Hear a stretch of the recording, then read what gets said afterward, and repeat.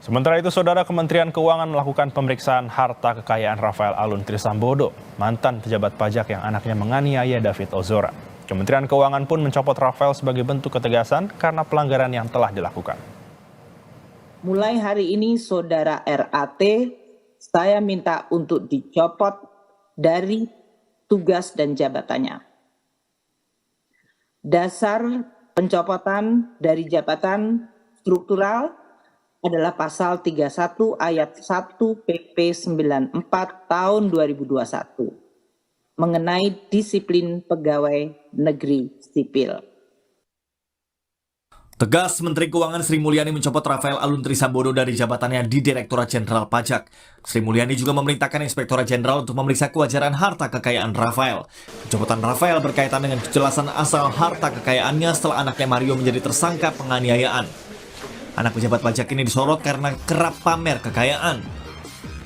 Saya sudah menginstruksikan kepada Inspektorat Jenderal untuk melakukan pemeriksaan harta kekayaan dan dalam hal ini kewajaran dari harta dari Saudara RAT. Pada tanggal 23 Februari yang lalu, Inspektorat Jenderal telah melakukan pemeriksaan kepada yang bersangkutan.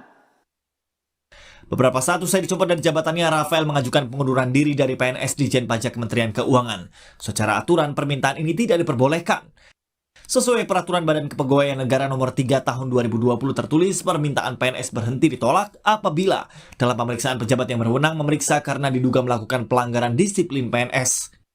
Sebelumnya, Rafael meminta maaf atas penganiayaan yang dilakukan anaknya. Rafael menyebut siap diperiksa terkait harta kekayaannya. Terkait pemberitaan mengenai harta kekayaan saya, sebagai bentuk pertanggungan jawab, saya siap memberikan klarifikasi terkait harta kekayaan yang saya miliki. Saya siap mengikuti seluruh kegiatan pemeriksaan oleh Inspektorat Jenderal Kementerian Keuangan. Kasus ini menjadi perhatian publik karena mobil yang dikendarai tersangka saat menganiaya menggunakan plat palsu. Selain itu, polisi menduga mobil tersangka menunggak bayar pajak. Dalam laporan harta kekayaan ayah tersangka, Rafael Alun Trisambodo, mobil tersebut per 31 Desember 2021 belum dilaporkan. Meski demikian, terbuka peluang kendaraan ini baru saja dibeli. Hanya saja kendaraan ini sering dipamerkan tersangka melalui akun media sosialnya. Data LHKPN per 31 Desember 2021 sebagai pejabat, harta kekayaan Rafael mencapai 56,10 miliar rupiah. Kekayaan dan harta Rafael terdiri dari 11 lahan dan rumah senilai 51,9 miliar rupiah. Selain itu, 2 mobil senilai 425 juta rupiah serta harta bergerak, surat berharga, kas dan harta lain sebesar 2,53 miliar rupiah. Harta kekayaan Rafael sebagai pejabat eselon 3 menjadi sorotan publik.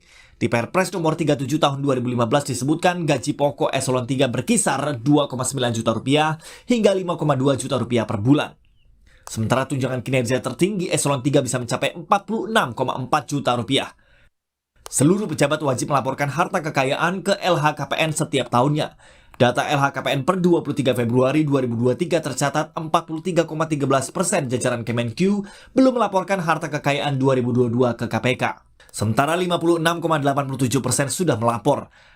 PLT juru bicara KPK Ipi Mariati Kuding menjelaskan masih banyak pejabat yang pelaporan harta kekayaannya tidak akurat.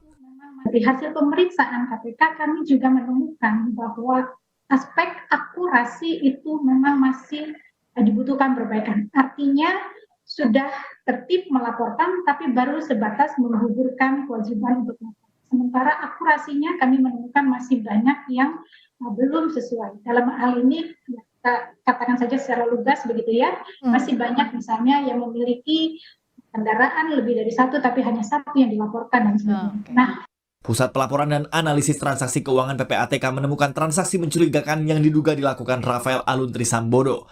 Melalui percakapan lewat WhatsApp dengan Kompas TV, Kepala PPATK Ivan Yustiavandana menyebut, ini kasus lama yang kami serahkan ke penyidik Kejaksaan dan KPK. Juga izin Kemenq RI sejak 2012. Sekarang sudah 2023, RAT tampaknya masih bekerja baik. Ya, transaksi signifikan tidak sesuai profil yang bersangkutan dan menggunakan pihak-pihak yang patut diduga sebagai nomine atau perantaranya. Sementara itu, korban penganiayaan anak pejabat Ditjen Pajak saat ini masih dirawat di rumah sakit.